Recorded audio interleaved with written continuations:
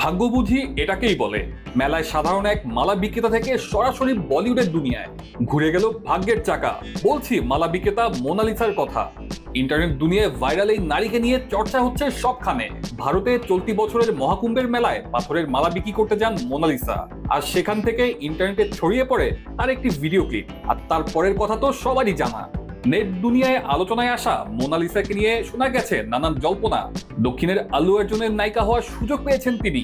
এই জল্পনার মধ্যে এবার নতুন খবর, বলিউডে অভিষেক করতে যাচ্ছেন মোনালিসা। দক্ষিণী ইন্ডাস্ট্রির খবর এখনো পাকা না হলেও বলিউড দুনিয়ায় মোনালিসার পা রাখা প্রায় নিশ্চিত। ভারতীয় গণমাধ্যম সূত্রে জানা গেছে, সনোজ মিশ্রর পরিচালনায় the diary of Manipur cinema অভিনয় করতে চলেছেন মহাকুম্ভের এই ভাইরাল স্টার।